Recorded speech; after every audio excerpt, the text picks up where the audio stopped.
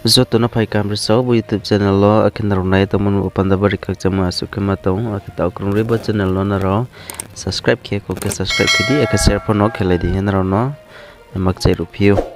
eke padi tini pun uchi ha chung Israel bai bo Palestine ni kaule mo bai abo bai krungle mo khu po se tre chung phlau yo uchi ha chung khna lai pine ta wo bodi ke me tong bolai thane yo Palestine be Israel ko kaule ye akita kru re phono brau kaule tong kho aketre se arwo ron toru ongye tong abo ke toru umoma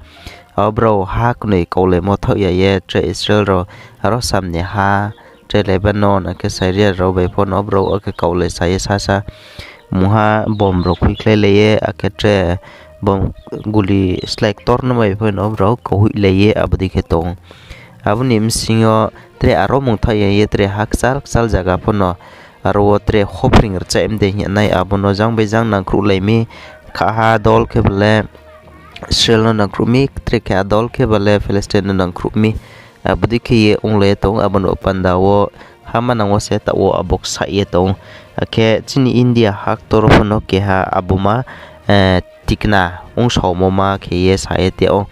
bo India on ke bele maja Delhi Mumbai raun ma bodi ma hak tor ni ma dolik tor ni ma bodi ma jaga wase tikna ong sauri ong ke aro ni ta o Delhi ke Mumbai bodi ni ma ro po sipai bang ma ke aro tu ni se ta o nai ye te o ma min sing ke jang Palestine ni dong bro ging ni sal ye no ha abu ge saklai mon bo pandaw joto su je mo soma tong nai abusu rono nang khru ne ma bro no nang khru ma phain sai modai ke bro saklai ye huimon bo pandaw joto su je Palestine no nang khru nai ro le tawo gi sapaye ake sarkar no pono bro reri rau khelayo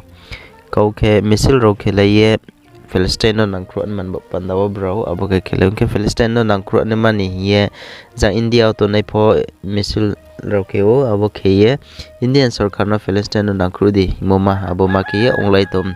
abdi mo pandaw sekbang ma ke phelai mo ake tre mosuma blongbru ro pho de tre Hamas ni chinyo ke haling mo bru ro de phaiero India pho tre disturb ke no himon bo pandaw Indian nim sinyo pho sipairo elat ke tongo ari ye sao ake bo Palestine ni blongbru ro bro saklemon sinyo bari ke tikna na ne ma hak tor ro ke bole India ake tre United States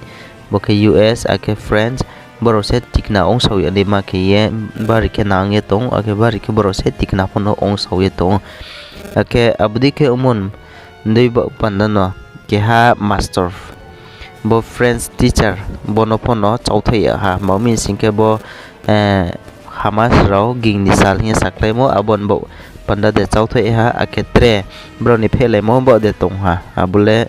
strike no si ya ko ari mo taun jora kupo phai mo le bo Hamas blong ro no bo Palestine ro no na khru ye je abon bo panda se phele ye chauthai khna ari ye sao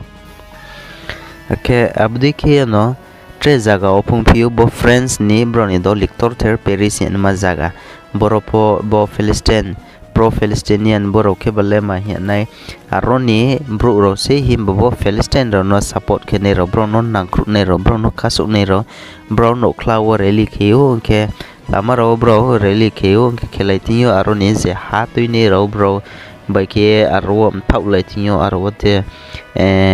gas ni boma raw aketre abdi ke la tharo ke bulaye arwo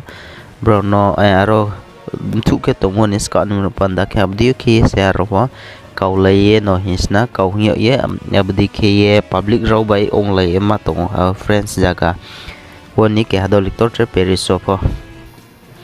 ake aro mung thau ya bo Israel hamsing yo phono jang Gaza sam bo Palestine sam ka bai kaulai pitong pho tre kha bai Jerusalem Israel ni dolik tor ter Jerusalem wo phono abdi ke ye jang Palestine ne bro raw awo bro ni monri mosomaron monri arwo thang ye arwo prathana kheni ye thang thi aro phelayo ake bo Hamas blong bro raw Israel no attack he mo mani msingo bo bar nim sing la puila sokra sal se Friday se bodio boro se thangye aro bro prathuna ke ni man bopanda thang le ha ke aro se phe laye aro phono body ke gas ni boma raw abde ke kauku laye tawo abo mosoma mondri tomo area noise na abro to thang puse ni man bopanda close ke ye bara pari strict ke ye hamaya thangmaya abdi maki ong laye to ke boro gas ba ke kaukin lai thiyo tawo bo bulai mono isna bo bulai tinyo brok sa mo ke bala ta jorawo khro du leka rin sawa ketre thui thang ong ne ma ta jorawo le ke ha phono ong ya ko ke khupo phono sakla ya ko ta jorawo le je bok sa ong ne ma bo sa no sa yeti o ke ron le bodi ke seng tong tre thau ne man kha bele ste nang ya ake abo ma ron se ta wo ha mano sek priatrix hopring archai de hi orosa ke se ta wo onge tong himba boss etre khami tre tori ho thamayu aketre biskangole pa ongnai so na ya basa me taun jora ole thaule me ya ke je photora ma se onge tong ake kupo pa eto kena ronai to man bopan bar khak sama se matong travis ka video ro mai sang pi me ne bopan da subscribe ki di ake na ro comment phone ro lai di ake tre kupo mai sana di ke